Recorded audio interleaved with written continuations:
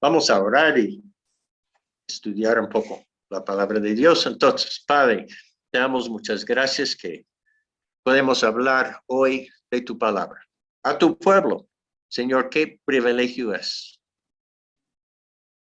Pedimos, Padre, el poder del Espíritu Santo de Dios, tanto por yo que hablo, como también para los que estarán escuchando y leyendo tu palabra, Señor, que a través de tu Espíritu tú nos puedes enseñar a todos lo que tú quieres a través de las citas que vamos a estar leyendo y la reflexión sobre lo que la Biblia dice, y que de pronto después podemos todos compartir algo al respecto, si eso sea tu voluntad.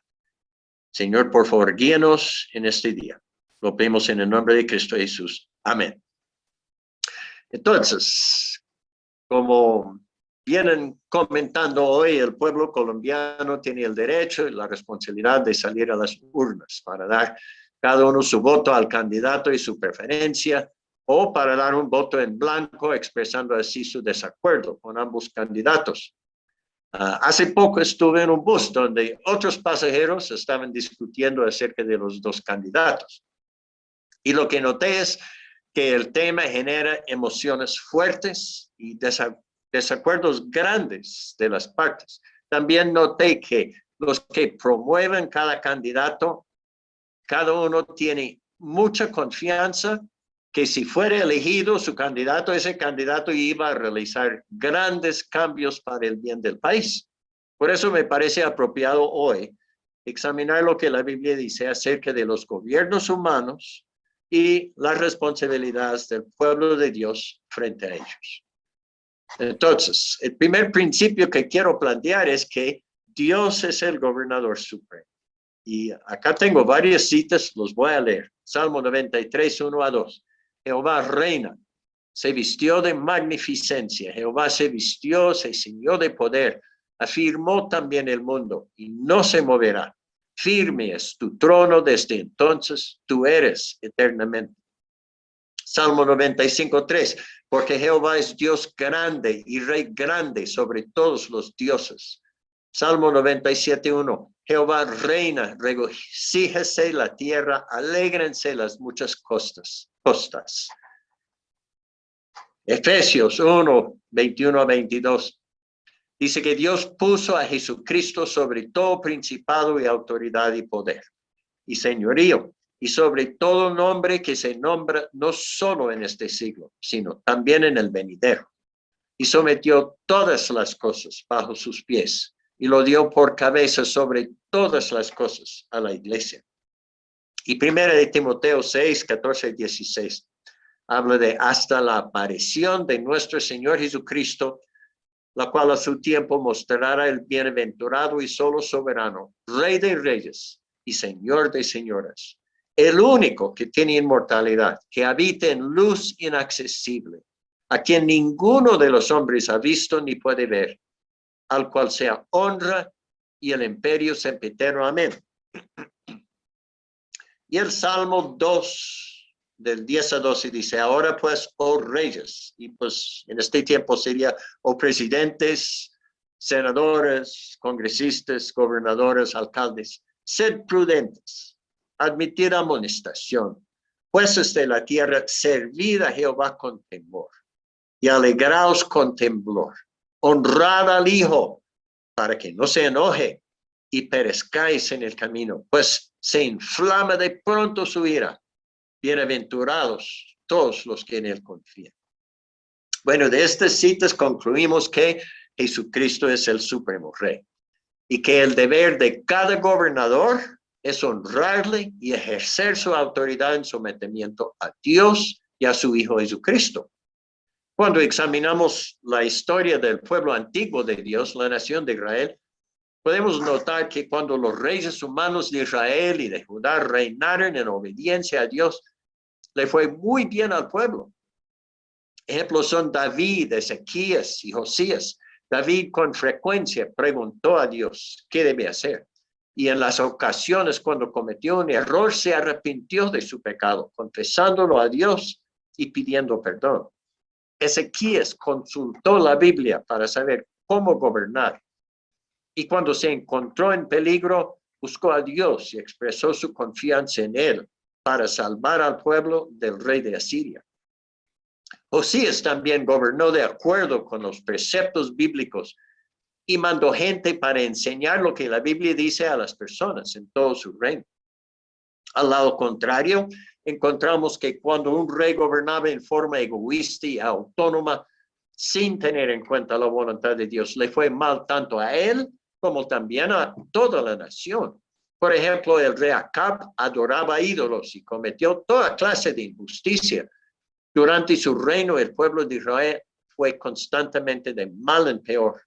Al final de su vida, Acab entró en batalla disfrazado para evitar peligro, pero murió cuando un soldado enemigo lanzó una flecha al azar, dice la Biblia, y le hirió entre las junturas de su armadura. Cuando el pueblo de Dios andaba en desobediencia, Dios puso personas incapaces como reyes para castigar a la nación por la desobediencia. Isaías 3:4 dice, y les pondré jóvenes por príncipes y muchachos serán sus señoras. Al fin, Dios puso su pueblo Israel bajo la autoridad de reyes paganos de Asiria, después Babilonia, Persia, Grecia y últimamente Roma. Cuando pasamos al Nuevo Testamento, encontramos otros principios importantes. En el Antiguo Testamento, leemos acerca de los gobernadores del pueblo de Dios cuando Israel fue una nación independiente. Pero en el Nuevo Testamento, el pueblo de Dios ya no es una nación, sino que consiste de personas de cada nación. Y los gobernadores de las distintas naciones hoy día, por lo general, no son miembros del pueblo de Dios, sino personas que no conocen a Dios, ni reconocen a Él como Rey Supremo. En el tiempo del Nuevo Testamento, el gobernador romano, por ejemplo, de más poder fue el César, el rey del Imperio Romano, y las personas que él nombró sobre las distintas regiones. Una de ellas, Poncio Pilato, mandó crucificar a Jesús.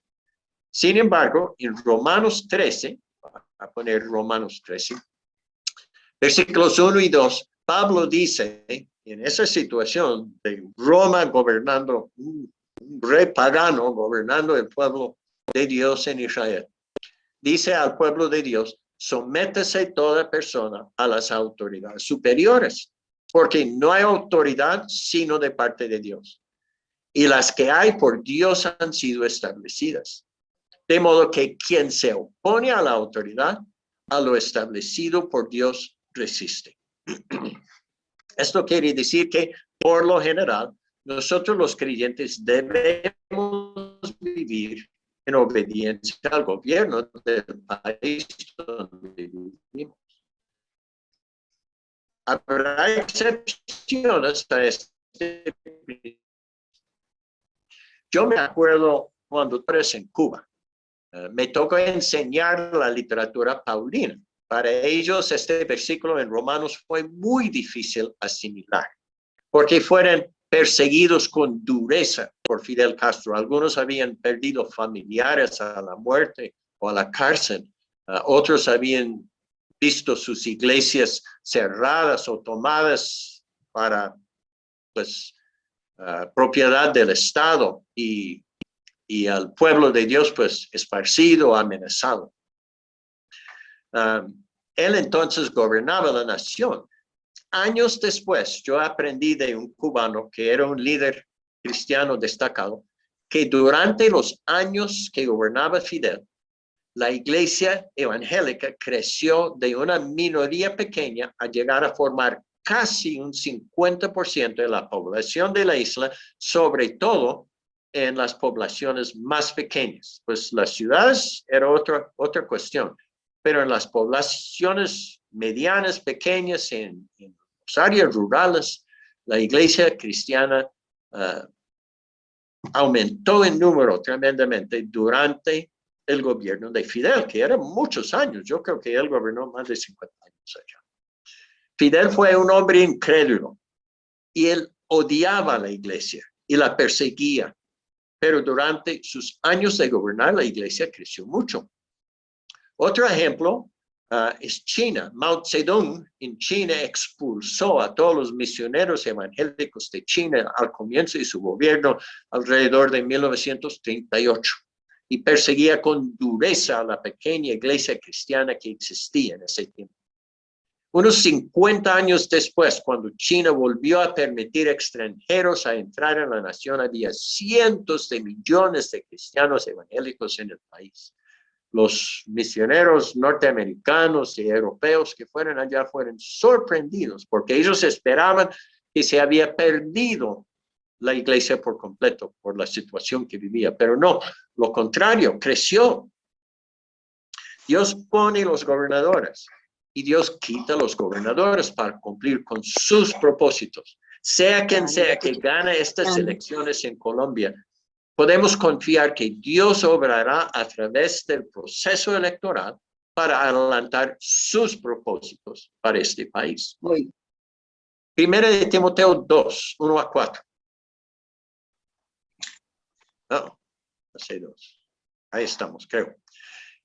Pablo dice, exhorto ante todo a que se hagan rogativas, oraciones, peticiones y acciones de gracias por todos los hombres, por los reyes y por todos los que están en eminencia, para que vivamos quieta y reposadamente en toda piedad y honestidad, porque esto es bueno y agradable delante de Dios nuestro Salvador, el cual quiere que todos los hombres sean salvos y vengan al conocimiento de la verdad. Y esto otra vez, Pablo escribió eso cuando el César, el rey romano, estaban gobernando a todo el mundo donde Pablo andaba en esa época. Y fue ese César que poco después arrestó a Pablo, lo encarceló y lo mató. Esta cita bíblica nos enseña que es nuestra responsabilidad orar por el gobierno humano que Dios nombra a través de estas elecciones. Solamente hay 2 candidatos. No existe evidencia que uno de ellos es creyente, pero Dios nos manda a orar por el que gana, que puede gobernar con honestidad y una forma que permite que muchos lleguen a conocer a Cristo como Señor y Salvador. Cuando el Señor permitió al rey de Babilonia, Nabucodonosor, vencer a su pueblo y llevarlo al exilio, el profeta Jeremías les escribió una carta a los exiliados. Y esta carta decía, entre otras cosas, y buscad el bienestar. Déjenme ponerlo acá. No, parece que no tengo. De todas formas, dice en su carta, y buscad el bienestar de la ciudad a donde os he desterrado, y rogad al Señor por ella, porque en su bienestar tendréis bienestar. Así que tenemos el deber de orar, aún por los gobiernos paganos, aún por los gobiernos con los cuales no seamos de acuerdo. No estemos de acuerdo. Los libros de Daniel y Esther en el Antiguo Testamento nos enseñan a nosotros cómo vivir bajo un gobierno pagano. Ambos, Daniel y Esther, fueron miembros del pueblo de Dios, pero ellos ambos vivían en exilio bajo el poder de un rey pagano. Nosotros también somos extranjeros en este mundo. Nuestra ciudadanía verdadera está en el cielo.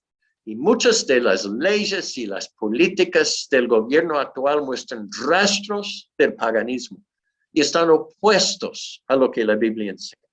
En realidad, nuestra situación es muy semejante a la situación de Daniel y de Esther. Daniel y sus amigos en general vivían en obediencia al rey de Babilonia y le servían en el gobierno. Ellos aceptaban aprender de la historia y de las leyes de Babilonia. Aún aceptaban sus nuevos nombres que eran alusivos a los dioses paganos de Babilonia.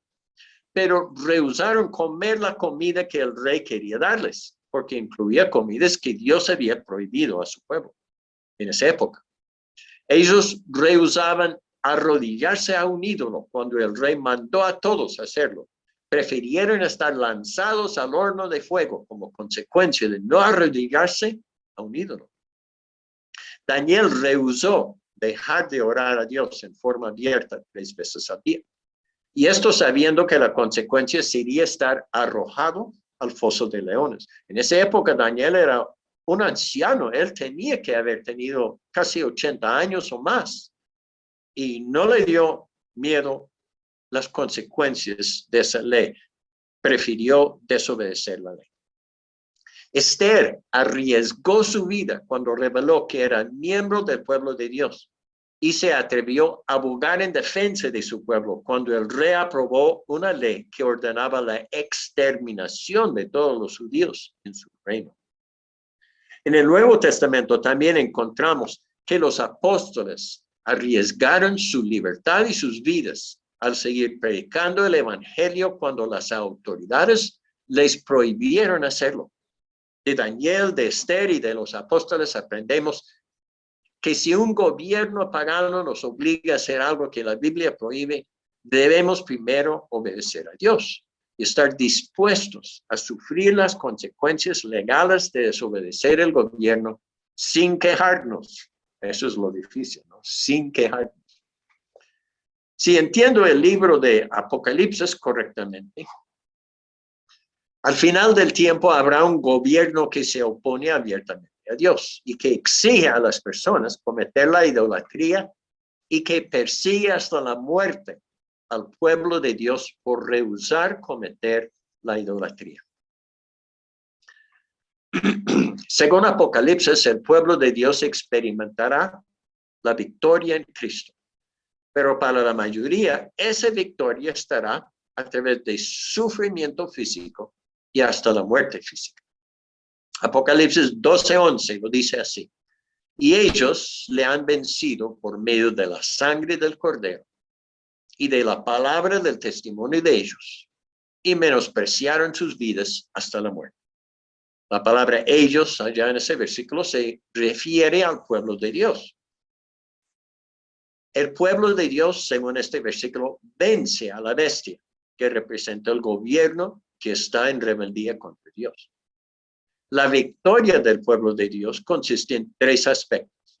Uno, la sangre del Cordero. Dos, la palabra de su testimonio. Y tres, que menospreciaron sus vidas hasta la muerte. La sangre del Cordero se refiere al sacrificio de Cristo en la cruz. Él pagó el precio para conseguir el perdón de nuestros pecados. El pueblo de Dios consiste del conjunto de las personas que hemos creído en Cristo y le hemos recibido como Señor y Salvador de nuestras vidas. La palabra del testimonio de ellos se refiere a que la vida del creyente refleja la santidad de su Señor, del Señor Jesucristo. Y las palabras del creyente testifican abiertamente y públicamente al hecho de que el pueblo vive sometido a la autoridad de Cristo.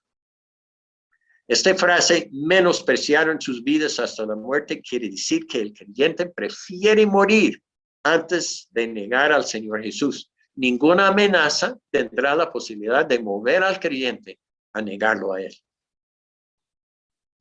Bueno, finalmente, el último,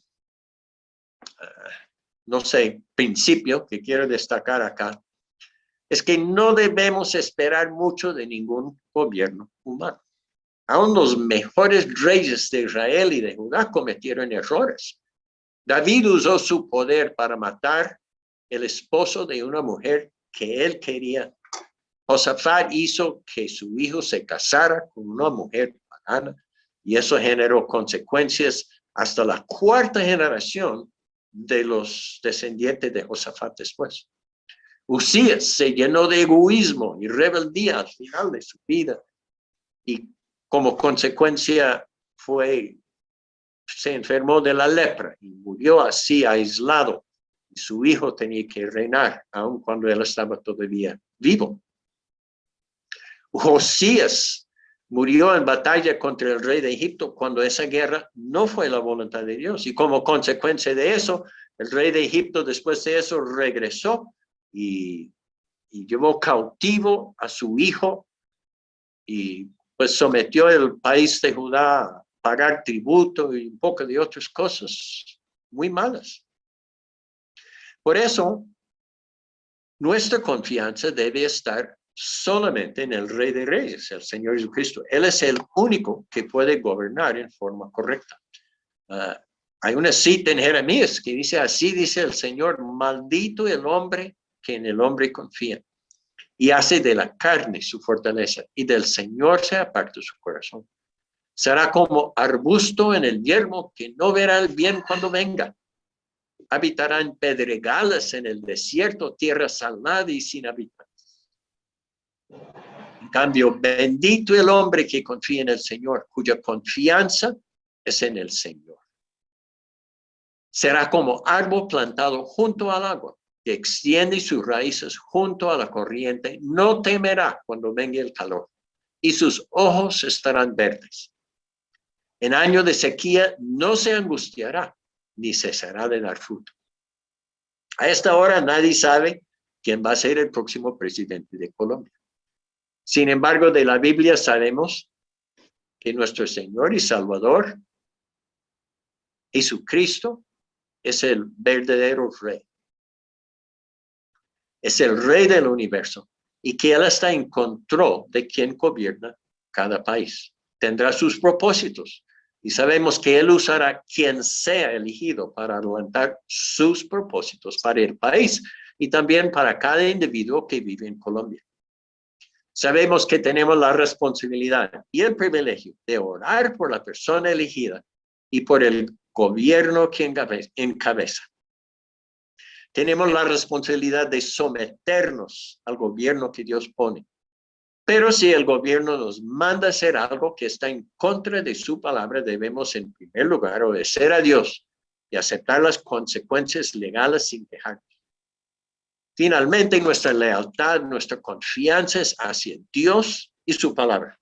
Debemos poner nuestra confianza en Él y no en ningún ser humano ni en ningún partido político. Como dice Jeremías 17:9, engañoso es el corazón más que todas las cosas y perverso.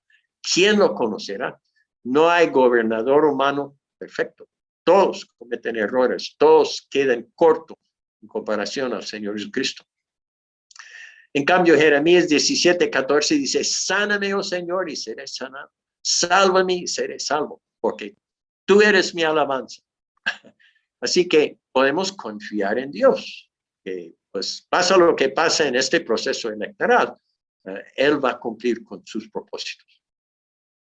Entonces yo quiero orar a Dios pidiendo por el país y por esta elección que el resultado que dé, que muchos lleguen a conocer al Señor Jesús y reciban su salvación y sanidad, porque así entiendo ese cita que leímos en 1 de Timoteo, que la consecuencia de lo que pasa hoy sería que muchas personas lleguen a conocer al Señor Jesucristo. Y tengo dos preguntas para finalizar. Y de pronto podemos compartir un poco. ¿Oramos por el gobierno? Yo pregunto porque yo acá estoy predicando, pero tengo que confesar que es muy poco que oro por el gobierno de este país, o el gobierno de Estados Unidos, o los gobiernos de otros países. Sí lo hago, pero no es así como una cosa constante y ferviente, es cuando me ocurre. Y la segunda pregunta es, ¿nos comprometemos a orar por el gobierno? Porque yo creo que todos estamos de acuerdo de ambos lados de esta cosa política, de lo que yo escucho, todos estamos de acuerdo que Colombia está en un punto crítico, un punto importante. Y el deber del pueblo de Dios es orar, ¿sí? Entonces, quiero invitar que oremos ahora y de pronto habrá oportunidad para algunos compartir, no de su preferencia de candidato necesariamente, pero de lo que hemos hablado, de nuestra responsabilidad como pueblo de Dios. Entonces, quiero guiarnos en oración y les invito a todos a orar también. Padre Santo, te damos gracias que tú eres el Rey de Reyes y el Señor de Señores.